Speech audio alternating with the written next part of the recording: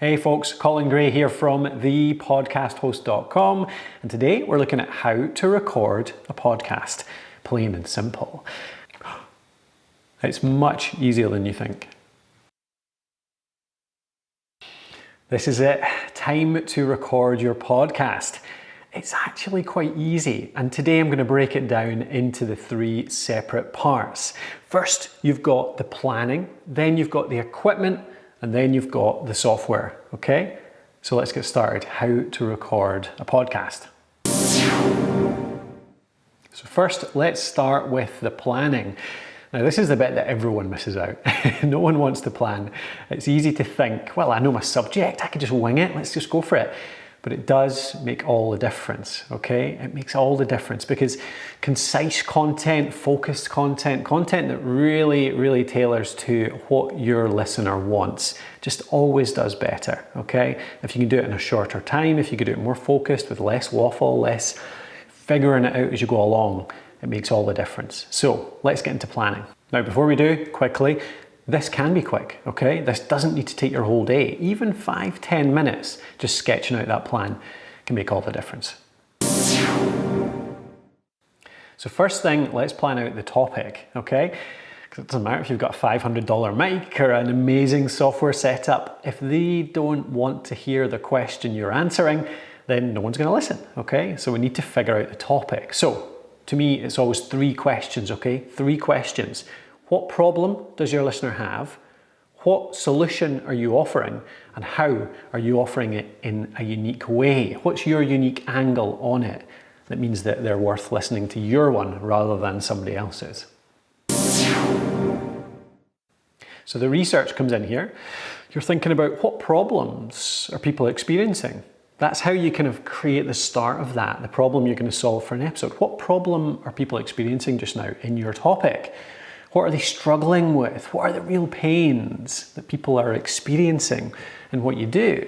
Now, there's a few different ways you can figure that out. So there's a bunch of tools out there that help you figure out the questions, the problems, the struggles. And I'm going to come into a couple of them here. So first one I'd recommend is Answer the Public, okay, called answerthepublic.com. Type in your keyword there and suddenly tons of questions all pop up. It's all grouped into why questions, what questions, how questions, and you can note down dozens of questions that you can answer there. Then jump into Google AdWords Keyword Planner, okay? The Google AdWords Keyword Planner is designed for those paid ads, but you can use it for free search research as well because it'll tell you how often people are searching these questions. So it'll help you take that list from Answer the Public and prioritize into the ones that are the most popular so that you can start there.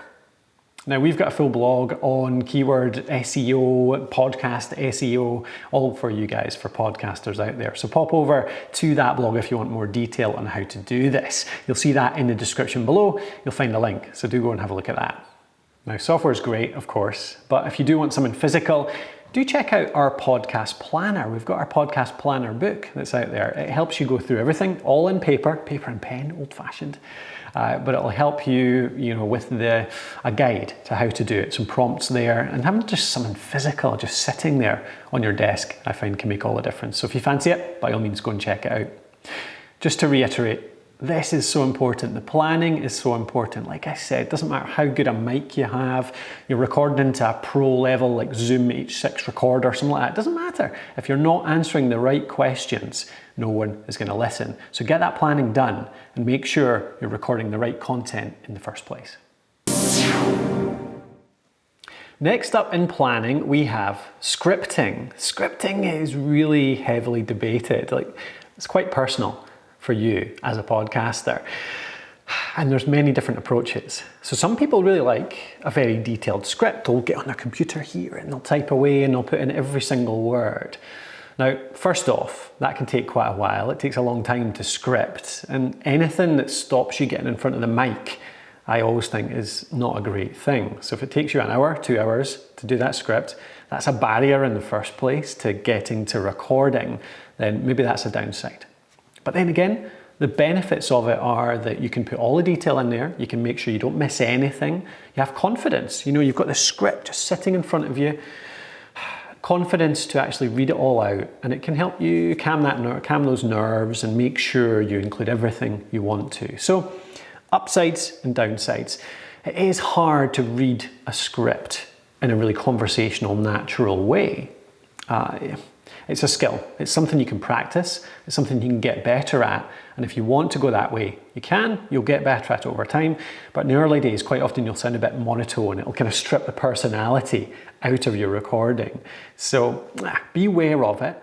Try it, certainly. And often it's the way that people start in the early days. It's to get over those nerves. It's to help with the confidence in getting your podcast out there. And as you go on, as you get more experienced, then you maybe get rid of the word for word scripts and start going for something more spontaneous, something more dynamic, something much easier and quicker to create in the long run. So the alternative, of course, move beyond that detailed script, is to go into bullet points, a kind of rough outline. And there's two versions of this I see as well. So I've seen people, and I've used, quite a detailed outline. I'll actually outline 5 to 10 bullet points. Here's the main points I want to cover in this episode, 5 to 10 things, type them in. And then I'll add a few lines below each one. And they are the detail. The top ones are the headers, and the bottom 2 or 3 points are the detail. And I can go through that, and it doesn't tie me down too much. It doesn't mean I'm reading word for word, so I can still be quite dynamic. My voice can still go up and down. I can still sound like I'm just free-flowing and personality and all that kind of stuff. But it still makes sure I stay on track, okay? Downside is, of course, that takes a bit longer to do. It is a little bit harder to follow because you're always looking down and then trying to, not sound like you're reading. But it's possible, and I've used them quite often. They're for subjects that I don't know so well, maybe ones that I have to do more research around. And the final level, the third level, is just a rough bullet point script. All you're doing is those top level headings. Maybe for a 30-minute episode, all I have are 5 bullet points of maybe 3 or 4 words. And they're really just prompts of something I want to talk about for maybe 2, 3, 5 minutes each, okay? So I see that prompt, and then I know the subject, so I can go through it over a few minutes. The upside, to start with, is that these are super quick to make. They make sure you sound the most natural possible because you're never reading anything off the screen. You're not really even distracted by the script or the screen, whatever it is you're reading off, because it's just really quick prompts.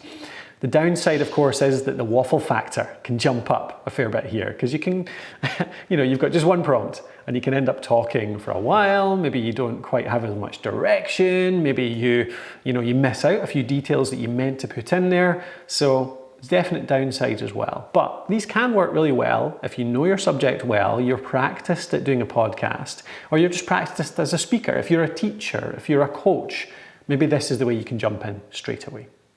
Scripts are quite a personal thing. You'll find the way that works for you, whether it's lots of detail, whether it's quite rough and fly by the seat of your pants. Quite a common journey is that people will start out with very detailed scripts in the early days when you're lacking a bit of confidence. Maybe you're worrying a lot about the gear, about how you're presenting, so you need the script to keep you on track. And then down the line, once you're a bit more experienced, you're less worried about the rest of it, you can get away with just a rough script for stuff that you know quite well. So find the one that works for you and go with it. The next stage in recording a podcast is, of course, the equipment. We need to capture that beautiful voice of yours, so we need to get ourselves a microphone. Now, you'll find our article on the best podcast microphones out there in the description below, so go and check that out if you want real detail on which ones to choose. But often I just go with Samson Q2U or the Rode Podcaster, because generally the best option is just grab yourself a good USB microphone and plug that in and start speaking. Just keep it really simple. The worst thing a lot of people do is try to overcomplicate this by having a really professional setup with all sorts of elements, from a Zoom H6 recorder to a Rodecaster mixing desk and all this stuff. Don't do that in the early days. Maybe later, once you're confident, once you're into it, once you know you're going to be podcasting long term. But in the early days, get a USB microphone like a Rode Podcaster, like a Samson Q2U, plug it in and start speaking, okay? You can actually use the Samson Q2U, for example, in an in-person setup. You can plug it into a Zoom because it's got XLR on the back as well. But it also works for online calls, it works for solo recording right into your computer, so they work for just about anything. A question I often get is, do you need a digital recorder to record a podcast? The answer is definitely no. So you can record with a USB mic, like that Samson Q2U, that Rode Podcaster I mentioned. You can record that straight into your computer. So there's no need for it. But if you're recording with more than one person in the same room, that's suddenly when a digital recorder comes into its own, because you can plug a couple of XLR mics into that digital recorder. It's not very easy. There's some hacky ways to do it, to plug two USB mics into a computer, but it's not easy. So the easiest way is to get that XLR mic, plug it into a digital recorder, and get a couple of them to line up two people. So like I said, the Samson Q2U has XLR in the back, so you can have two of them plugged into maybe the Zoom H5 or the Zoom H6 recorder. Both really good recorders, recommended really highly. And then you do get from Zoom as well, you've got the Zoom PodTrack P4, which is a newer piece of kit. Matthew looked at it recently on the website. Really kind of podcast specific. It's a cool looking little thing. And it can take up to, 4 mics, I believe. So you can record a bunch of people in the one place really easily. So that's the only real time you'd need a digital recorder, is if you're recording more than one person in the same room at the same time. And you can see reviews of all of those in the description below if you want to have a look and see if you want to buy one. Okay, but what about a USB audio interface? So these are a bit of a middle ground between a USB mic and a digital recorder, because they can take XLR mics but plug them into your computer. So something like the Scarlett 2i2, great little audio interface, so good quality. The audio quality on that thing is amazing. It's just the preamps are just brilliant. But you can record through two XLR mics. So a couple of Samson Q2Us, for example, plugged into that Scarlett 2i2, plugs into your computer, and then you can record using that software that, again, I'll talk about later on in the video. Great little setup, a little bit more expensive, a little bit more, a little bit more complicated. But if you have, again, two people in the same room or more, you get bigger ones as well that can take 4 mics, 6 mics, 8 mics, then it can be a really nice way to record directly into the computer via that interface and get that recording. So if you want to read a bit more about those, including that Scarlett, read about all of the best audio interfaces for podcasters, then you can go and check out our best audio interfaces article. You'll find a link in the description below. This begs the question, what if I want to record from my phone? It's the bit of kit you always have with you, after all. Now, a mic that works really well for this is the Rode SmartLav Plus. It's a little lav mic, a lavalier mic, or a tie clip mic, like this guy. Clips onto your shirt or your jumper, whatever it is, plugs into your phone, and then you can record straight off. It goes right into that headphone port on your phone. Now, a lot of phones these days don't have headphone ports. iPhone only has their Lightning adapter, Samsung and other Android phones only have their USB-C, but you do get adapters. A lot of these phones come with headphone adapters that you can plug right into the plug at the bottom, and that means you can plug the SmartLav into that. Now, the cool thing about these is that there's also a little adapter called the SC6 from Rode, and that means you can plug two SmartLav Pluses into the SC6 and plug them both into your phone. So it means you end up with two mics, two lav mics into the one phone. Two people means you can have a two-person conversation, record two people really on the fly with this little kit that fits in your pocket. It's just a little leather bag, and I always have one of these in my bag when I go to events, when I go to anything, so that I can just pull it out and record something really simply on my phone. The downside of this obviously is phones are a little bit flaky. So if it was something really important, I would never rely on this setup to record a really important recording, because your phone might ring, there might be some signal from the phone, you get that little brr, brr, brr, those things you've heard on any recordings when there's a mobile phone nearby, or just phones can crash, software and phones can crash. So don't rely on that for important ones, but this is a great little setup, and it works 90% of the time. It's a great little setup to have with you anytime to pull out. Now, you can find a review of the Rode SmartLav on the website. Just go over to the link in the show notes below and we can show you how to set up that interview as well. There's a little kind of explanation of how that interview might be set up in terms of configuration there. Hope that's helpful. Okay, now you're thinking, that's all well and good, Colin. I've got a good mic, I've got good software, but what if I have a crappy place to record? The room is really important, okay? Your environment makes all the difference to your recording sound. So if you're in a big room with lots of hard surfaces, like glass, like hard walls, like tiled floors, think of a bathroom. A bathroom is about as bad as it gets when it comes to recording because it just creates reverb, echo, it creates this horrible hollow sound in your mic. Even a great mic can sound crappy in a bad environment. What you're looking for in your recording environment is a room with lots of soft surfaces, lots of soft stuff. So pretty much any room's going to have walls, but if the walls then have, tapestry, does anyone have tapestries in the world these days? Well, curtains. Curtains are really good. Pictures on the walls. You get soundproofing. You can see some soundproofing on the walls here. Those tiles. You get things like that on Amazon really easily. Or those classic, ridged, spongy tiles that you can attach to the wall as well.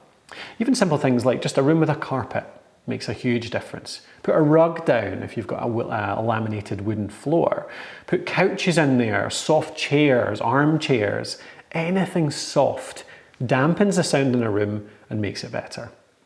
And then of course, you've got the other sound makers. So is your room on the front of a building that's right next to a big main road? Then maybe that's not ideal because that sound is coming through the window, that rumble. Have you got aircon running? Have you got a computer running?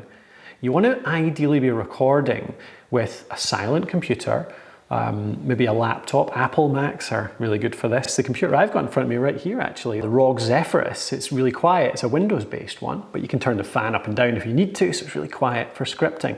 Things like that make a difference. Have a real listen out for anything that's around you, anything that could make noise, even down to a squeaky chair, keys jingling in your pockets. They make all the difference. Some DIY options actually work really well if you have a room that isn't great and you can't do too much to it surrounding you. You can get your mic and pop it into a cat bed. Yeah, a cat bed. Those beds that cats go inside, they're like a box but fluffy. You can poke a hole in the bottom, poke the mic up inside it, and that kind of insulates the space around the mic. And that makes a difference. And I've seen other people getting their clothes horse, the clothes hanger, clothes dryer, whatever you call it where you are. Hang a duvet over that and get inside. And if you can manage to record a podcast without overheating, without roasting, then that makes a great sounding space because that duvet actually muffles all of the sound, creates a nice soft surrounding and sounds great. There are such things as acoustic blankets too, and they can be hung on walls around you, so they're more temporary. You can pin them up if you need to, or have hooks there, so you can take them down when you don't want them up. So if there's something slightly non-destructive, if you want your other half not to shout at you for creating your podcast studio, that's what you can do. But it always comes down to, if you have the luxury of creating yourself a permanent space that is nicely treated, that's got some soft stuff in there that sounds good, that is always so valuable. If it's just always there, ready to record, it makes such a difference because it's always the setup, it's always the faff ahead of time that gets in the way, that makes it take more time. That means that next time you don't have enough time or it's just too much of a barrier to recording. So having that easy to use, always there space is great if you can get it. The final element, presuming you're not using a digital recorder, is software. What software to record into? So we're talking recording software here, not editing software, although sometimes they double up. But there's a few options here. So most commonly, people will record directly into a digital audio workstation, a DAW on the computer. These types of bits of software are for all sorts of audio engineering, so they can be quite complex. They can be quite a lot in there. Go and have a look at Adobe Audition, for example, and see if you can tell what all the bells and whistles do. But Audacity is a free one, Audacity. So Audacity is a free package that you can record directly into. It's a bit dated now, it's a bit clunky, but it does the job. It records directly in. You can get your voice in there and create that file. So it does the job for nothing. And Adobe Audition, like I mentioned, is probably my professional recommendation. That's the one that's a much more pro one. You have to pay for though, but it's a bit more slick, much more up to date, and a decent bit of software there. The downside, of course, is the learning curve with them. Like I said, there's a lot in there that podcasters don't need. And Audacity in particular is a little bit dated and clunky these days. So that brings us to my recommendation, of course, slightly biased, but Alitu. Alitu is our bit of podcasting software that we created at the Podcast Host. But it was to solve this exact problem. We created it because there wasn't a podcast-specific recording tool out there at the time. And you can record directly into Alitu, whether it's solo recording, you just plug your USB mic in, plugs into it records directly into the browser, you can record into Alitu, or you can record calls. It can actually record a call with 2 or more people. So you can invite your friends and record an online call directly into Alitu. And the bonus is Alitu actually does all of the cleanup for you. It does noise reduction, it does audio leveling, and it does a bunch of stuff there. And then pops it into your library so that you can then use the Alitu custom podcast editor to actually take out mistakes, to piece it together with all the rest of your episode, and it'll add your music and your transitions and all that stuff automatically. If you want to check that out, I'd love you to take a look. We have an article on how to make a podcast with Alitu, which you'll find a link in the description below. But again, I'll reiterate, you can use Audacity entirely for free to record as well, and tools like Adobe Audition, which are paid as well, just like Alitu. But they add a bit of slickness to it. There's lots more in there if you're going to go full audio engineering. Okay, an extra piece of the puzzle worth covering under recording a podcast is call recording software, because so many people these days record their podcasts entirely online. It's all online calls, online interviews, whether it's interviewing somebody, a guest, or whether it's your co-host. Maybe you've got 2 co-hosts in different locations. So how do you record that online call in the best way possible?